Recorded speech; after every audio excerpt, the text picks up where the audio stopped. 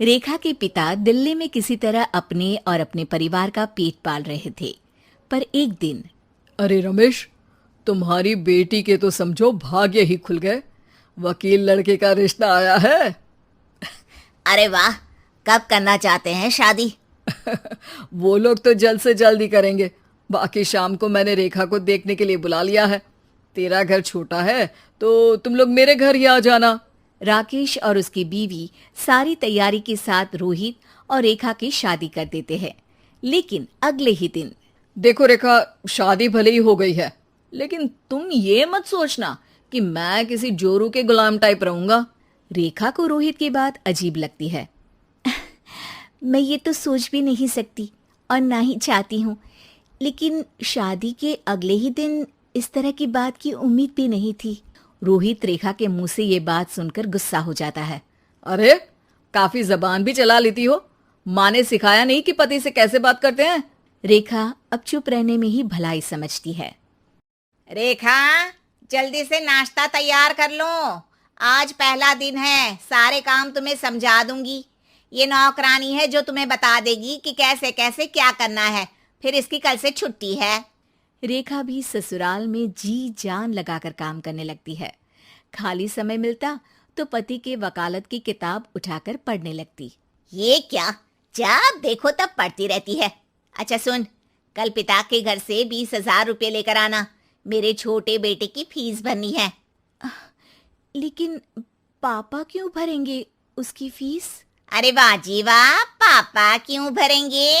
तो ये बता, हम क्यों रखेंगे तुझे यहाँ? क्यों खाना देंगे फ्री में? अरे, क्योंकि मैं बहू हूँ इस घर की। तभी वहाँ रोहित आ जाता है। अरे वाह, बड़ी जबान चला रही हो। चुपचाप माँ जो कह रही है वैसा कर, वरना सामान उठा और जा अपनी झोपड़ी में। बेचारी रेखा क्या करती, पिता के घर जाती है, उनको सारा हाल बताती है। पिता भी जैसे तैसे पैसों का इंतजाम कर बेटी को ससुराल के लिए विदा करते हैं। देखा, अब कहाँ से आए पैसे? अरे बहुत माल है तुम लोगों के पास, बस सीधी उंगली से निकालते नहीं। नहीं नहीं माँ, पापा ने अपनी मोटरसाइकिल बेचकर पैसों का इंतजाम किया है। पता नहीं अब वो ऑफिस कैसे जाएंगे। अरे वाह भाई, ये भी हम सोचे। खैर, जैसे तैसे दिन बीतते हैं। रेखा जहाँ एक प्यारे से बेटे की माँ बनती है, तो वहीं उसका वकालत की किताब में ज्ञान और गहराता जाता है। हे भगवान, बुरे फंसे। ये केस तो लगता है कि मैं हार ही जाऊंगा। देखिए, मैंने आपकी इस केस की फाइल पढ़ी थी। इस केस को जीतना बहुत ही आसान है।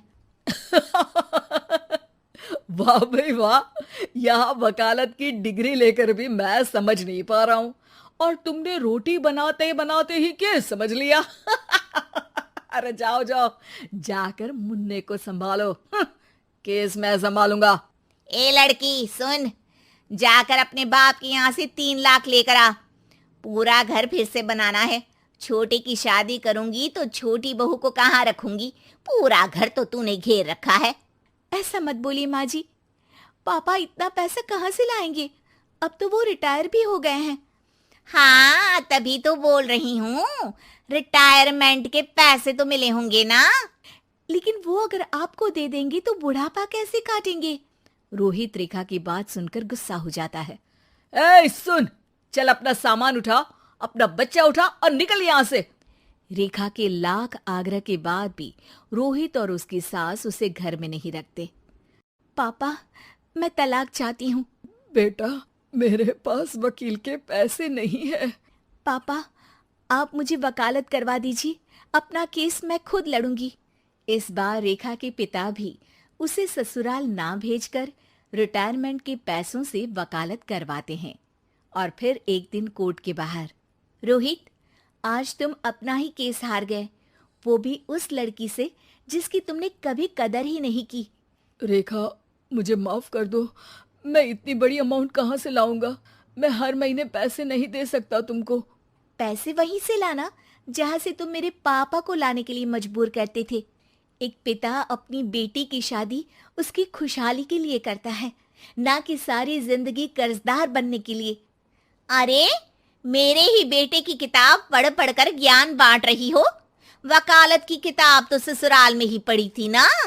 बिल्कुल, यहाँ मेरी गलती रही। जिस पैसे से मैंने इसकी शादी की थी, मुझे वो पैसे पहले इसकी पढ़ाई में लगाना चाहिए था।